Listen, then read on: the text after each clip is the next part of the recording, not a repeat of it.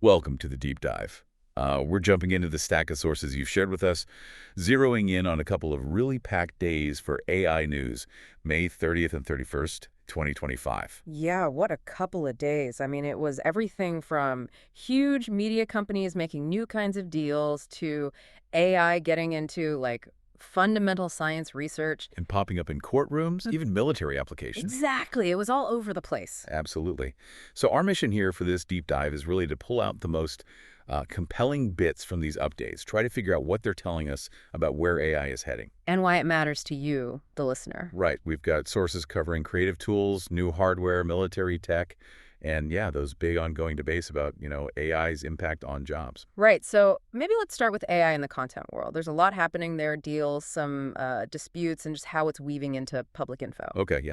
The big headline has to be the New York Times signing its first generative AI licensing deal. And it's with Amazon. That feels, well, significant right away. It really does. It's a multi-year thing.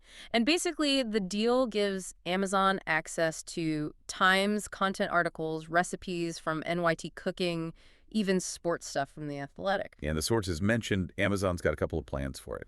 First, using summaries and bits in products like Alexa. They did say with attribution and links, which seems important. Very important detail. And crucially, they'll also use that material for training their own AI models. Okay, but here's the really interesting part, right? The backdrop. The Times is also suing OpenAI and Microsoft. Yeah, at the same time, alleging they use content without permission for training. So they're fighting two tech giants over copyright while cutting a licensing deal with a third one. What does that tell us? Well, it really shows the tightrope these big media players are walking. They're trying to figure out how to make money from their archives, their current stuff, in this whole AI era. So it's like defense through lawsuits. Exactly. And offense through deals like this one with Amazon. For you listening, it kind of shows how the AI tools you use, the info you get, is being shaped by these big corporate moves and legal fights happening behind the scenes. That makes sense. And speaking of AI in the public sphere, we're also seeing some, let's say, potential issues cropping up. We are, yeah. Look at the criticism around Robert F. Kennedy Jr.'s M.A. Hay report. There are claims flying around that it has factual errors. And that it kind of reads like AI wrote parts of it. Right. Critics point to, repetitive phrasing, certain stylistic things you sometimes see with AI text. Now, the campaign hasn't confirmed using AI. But the questions are there. And it raises a big question for all of us, right? How do we trust information, especially when it's political or sensitive, if AI might be involved and nobody's saying so? It highlights worries about unchecked AI and, important communications. Definitely underscores the need to be critical. Mm-hmm. Okay, now, shifting gears slightly, but still in the public domain, a really unexpected use case in the courts. Ah, you mean the Arizona Supreme Court? Yes. Sources say they're actually using AI-generated reporters AI reporters. To do what? to summarize and publish legal updates on their official channels, no less. The idea is apparently to streamline how they communicate with the public. Wow. Yeah. Seeing AI adopted by the judiciary for public outreach like that, it's something else. It's fascinating, isn't it? You've got this intersection of AI, transparency, government accessibility, but it also brings up questions naturally about accuracy and can the public trust info coming from an AI, even if it's official? Yeah, good point. So whether it's these big deals, political stuff, court updates, AI is definitely changing how we get and process information. Absolutely. And it goes way beyond just information. Let's maybe pivot to how AI is pushing boundaries, like in actual research and creative tools. Okay, this next one feels like a genuine breakthrough. Sakana AI's AI Scientist V2.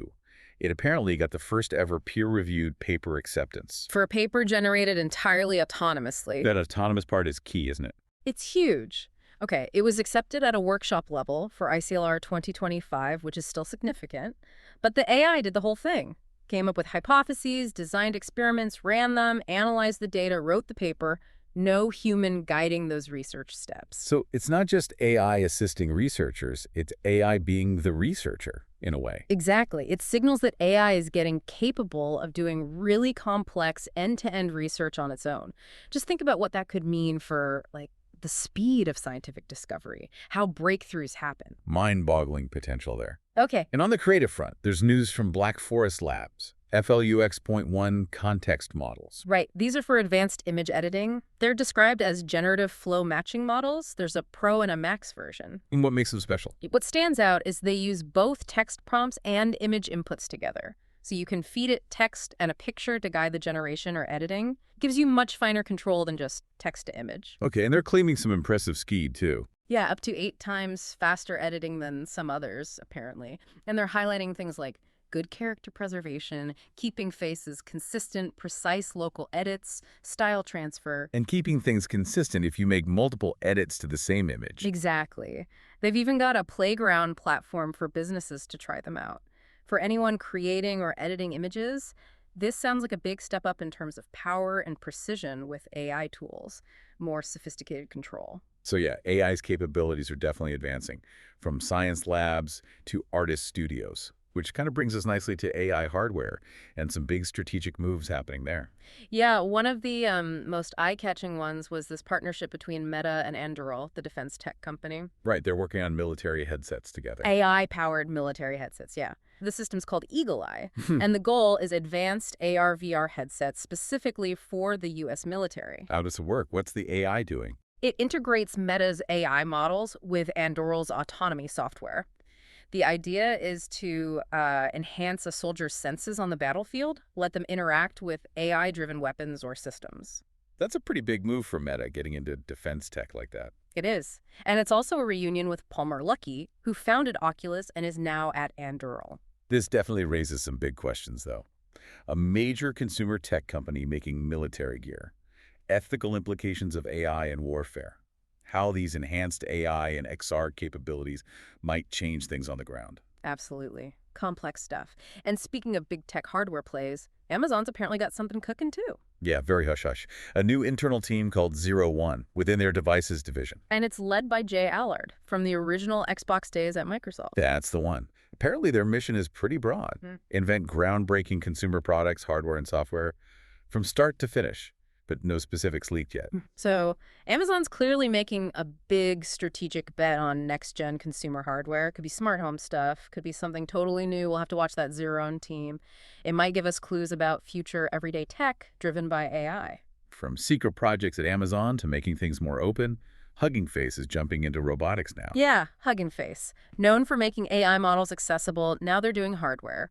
2 new open-source humanoid robots. Okay, tell me about them. There's Hope JR. That's a full-sized humanoid, 66 degrees of freedom, so lots of movement possible. It walks, complex arm stuff, priced around $3,000. Okay, so still pricey, but maybe more accessible for researchers. Right. And then there's the Reachy Mini, much smaller, desktop unit, more for testing AI applications, and that one's only like $250, $300. Wow, okay, that's huge. Hugging Face bringing their open-source, accessible approach to actual robots, that could really open things up for developers, hobbyists, democratize robotics development. Could be a game changer for letting more people experiment with physical AI. And on the bigger investment scale, the government's involved too, the Department of Energy, Yeah, launching a new AI supercomputer. with a specific goal. Very specific. Speed up discoveries in the energy sector. Things like better battery tech, climate modeling, making the power grid more resilient. So this is serious federal investment in AI R&D. Definitely. And it matters to you because this isn't just theory. It's aimed at solving real-world energy and climate problems. Success here could impact everything from, your energy bills to national infrastructure stability. It's about keeping the U.S. competitive in practical AI applications. Okay, so we've got military headsets, secret consumer gadgets, open source robots, massive government supercomputers. Hardware is definitely a big piece of the AI puzzle right now. Right. It's clear AI isn't just code. It's getting embedded in the physical world. Yeah. Okay, let's maybe wrap up by looking at AI as a productivity tool and that ever-present debate about jobs. Right. Perplexity Labs. Perplexity, the Q&A tool company, is rolling out something more ambitious. Yeah, for their pro subscribers. It's called Labs. And it sounds like it can automatically create stuff like reports, spreadsheets, dashboards, even interactive apps. Pretty much. It uses AI for sophisticated data visualization, research, analysis. They claim it can generate a full report in about 10 minutes. And it connects with things like Google Sheets. Yeah, integrations are part of it. They're kind of positioning it as a no-code tool that could compete with things like Notion or Airtable. You just give it prompts, and it builds these assets. Okay, that's potentially huge for workflow. Instead of just asking AI questions, you're getting it to build the final product, basically. Exactly. It suggests AI is moving from just being an assistant to being more of a co-creator or even the primary creator of complex work products. Which leads us straight into the jobs debate, doesn't it? We saw two really contrasting takes in the sources. We did. On one side, you've got Dario Amodei, the CEO of Anthropic. His prediction was pretty stark. Yeah, he suggested AI could wipe out maybe 50% of entry-level white-collar jobs. Half. But then you have Mark Cuban, the entrepreneur, arguing kind of the opposite. Right, he's saying, hold on, AI will change jobs, sure, but it'll also create new roles, expand opportunities. He compared it to like previous tech waves that caused disruption but ultimately led to different kinds of work. So it's that classic debate. Hmm. Displacement versus transformation. Amodei seeing massive job loss. Cuban seeing adaptation and new possibilities. And this directly impacts, well, everyone listening. It's about the future of work. It shapes thinking on education, policy. Mhm. How do we prepare? Cuban's view really emphasizes that human ability to adapt. It's a fundamental disagreement about AI's trajectory and its societal impact, a conversation we'll be having for a long time, I suspect. No doubt. So we've really covered a lot of ground just from those 2 days in May. AI reshaping media deals, making scientific breakthroughs, showing up in courtrooms and military tech, giving us new creative and productivity tools. And fueling this huge debate about jobs in the future. It's moving incredibly fast, touching almost everything. It really is. Yeah. And, as we see AI getting capable of doing things like independent scientific research, writing court summaries, generating those complex reports from just a prompt, maybe even influencing political messages. Yeah. It leaves us with a big question to chew on, doesn't it? Definitely. What is the evolving role for us, for humans, for our oversight, our critical thinking? How do we actually ensure accuracy? How do we maintain trust? How do we even know where information or output came from in a world where AI is generating more and more of it? That feels like the critical question right now as AI gets woven deeper and deeper into, well, everything, something to really think about.